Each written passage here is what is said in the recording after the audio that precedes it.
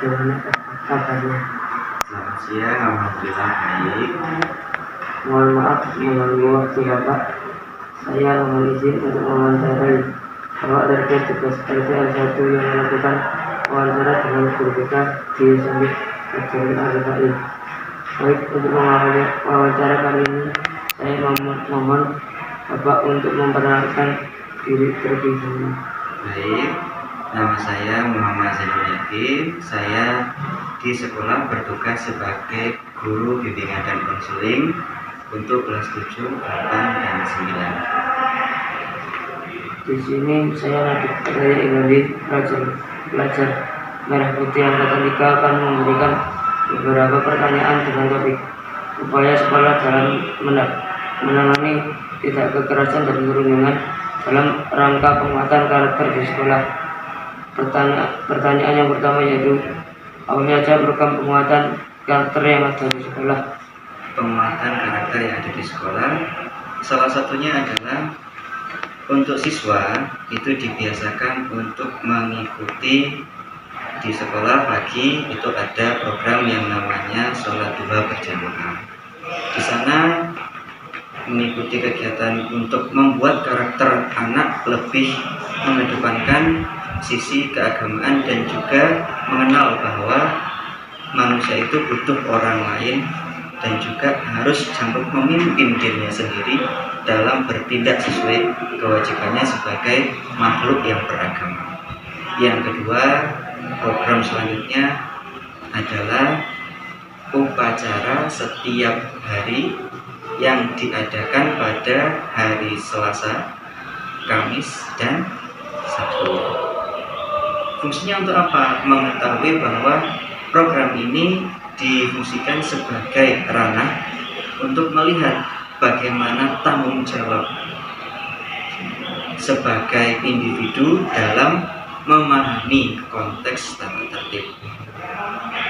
Yang selanjutnya ada juga program yang dilakukan untuk hari Jumat, yaitu pembacaan Al-Quran di pagi hari. Untuk apa? Setiap anak akan dipilih untuk memberikan pemahaman bahwa anak itu punya karakteristik masing-masing dan juga memiliki ideologi atau pola pikirnya masing-masing. Jadi ketika nanti menyampaikan sebuah bacaan, kita bisa tahu apakah anak ini memiliki percaya diri yang tinggi atau tidak. Dan akhirnya program terakhir yaitu konseling di bimbingan dan konseling. Mengapa demikian? Supaya anak bisa memiliki pola pikir yang bebas terkait bahwa saya ini individu yang merdeka, bisa menyampaikan aspirasi ketika saya merasa diganggu oleh sesuatu yang tidak bisa saya terima, maka saya wajib menyampaikan sesuatu juga dengan jelas, mandiri, dan juga sesuai dengan apa yang terjadi. Tidak dibenarkan dalam sekolah sampai ada tindakan intimidasi. Apalagi setiap sekolah pasti akan ada yang namanya pengawasan dalam KBM selama pembelajaran berlangsung mulai jam pertama sampai jam terakhir. Dan kami juga bekerja sama dalam program pengawasan secara terstruktur bersama guru mata pelajaran di setiap kelas masing-masing. Seperti itu. Yang kedua yaitu bagaimana cara sekolah menangani kasus kekerasan. Untuk kekerasan, yang pertama kami selalu mengedepankan sosialisasi. Apabila ada hal-hal yang tidak menyenangkan yang memang dialami oleh siswa secara individu maupun secara kelompok, baik itu secara lisan maupun tulisan yang berakibat kepada tindak kekerasan, maka kami tidak akan langsung menegur di tempat, namun kami akan langsung bawa ke tempat khusus untuk mencari tahu dulu apa alasan. Itu yang pertama. Yang kedua, akan mencari data yang lengkap dan konkret dari beberapa sumber, terutama teman sekolah dan juga wali kelasnya. Yang ketiga, juga dari sekolah akan langsung menanyakan melalui bimbingan dan konseling apa sebenarnya masalah yang terjadi dari kedua belah pihak ini. Yang ketiga, jadi supaya jelas ketika ada kekerasan yang terjadi, yang pertama kali kami panggil adalah pelaku dan juga korban yang bersangkutan. Tidak sampai berlarut-larut, namun hari itu juga jika terjadi di sekolah maka langsung kami panggil dan kami tindak tegas, menanyakan dulu supaya tidak terjadi kesalahpahaman. Yang kedua, penindakan secara wali kelas. Setelah itu nantinya jika sudah tidak ada lagi, nantinya akan ada pendampingan dari bimbingan dan konseling selaku pendamping siswa untuk memonitor bagaimana kondisi terkini setelah insiden tersebut. Jadi tidak ada pembiaran selama kejadian tersebut. Seperti itu. Ketiga, tindak kekerasan dapat dipastikan berkaitan dengan kasus perundungan atau bullying. Bagaimana upaya sekolah menangani hal tersebut? Untuk penanganan kami selalu secara persuasif menanyakan kepada siswa, bagaimana sih sosialnya di sekolah, bagaimana sosialnya di luar sekolah, apakah memiliki gangguan ataukah memiliki kondisi yang membuat dia tidak nyaman, atau mungkin ada sesuatu yang sampai mengancam dirinya, bahkan sampai melakukan hal-hal tertentu yang di luar kemampuannya. Misalnya sampai ada intimidasi berlebihan dari luar sekolah ataupun hal lain. Maka dari situ kami tahu apakah yang bersangkutan ini terjadi atau mengalami pembulian atau perundungan. Itu yang kami kedepankan. Ketika Anda sampai diam saja, kami juga tidak tinggal diam. Kami akan cari tahu bagaimana konteksnya di luar sekolah, apa yang terjadi. Apakah yang bersangkutan itu memiliki pribadi yang baik secara sosial? Apakah pribadi yang pendiam? Itu akan kami cari tahu. Jadi tidak hanya sekedar konteksnya pelaporan dari individu di sekolah saja, melainkan juga pasti dari luar sekolah, dari beberapa pihak yang tentunya kompeten di dalam hal ini. Begitu.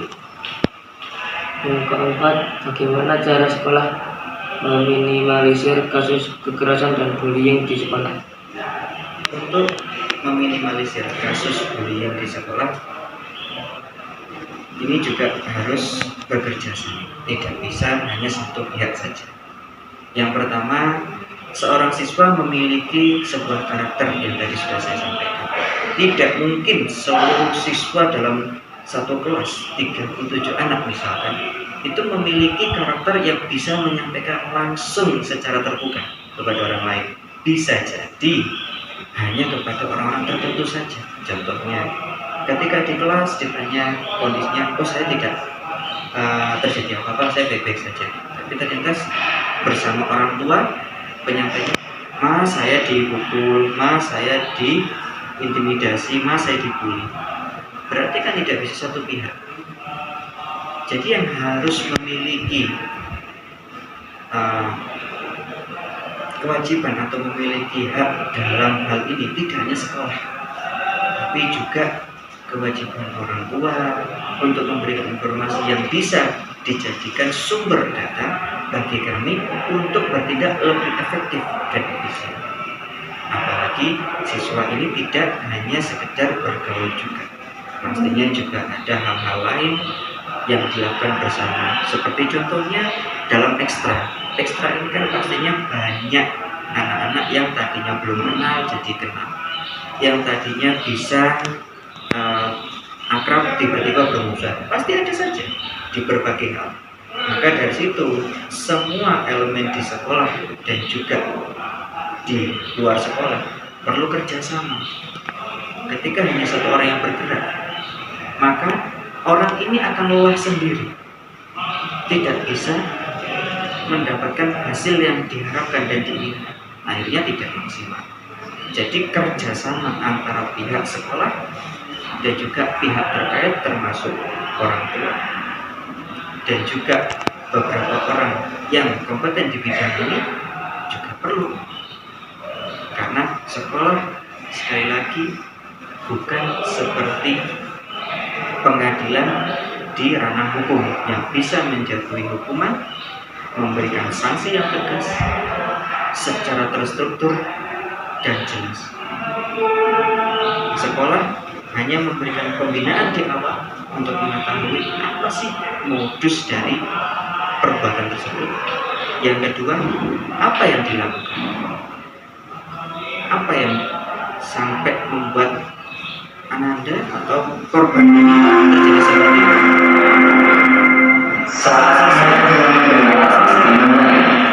Bagaimana proses kebenarannya ketika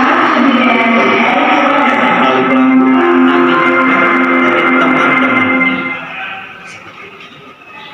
Terima kasih Bapak atas jawaban yang sudah diberikan.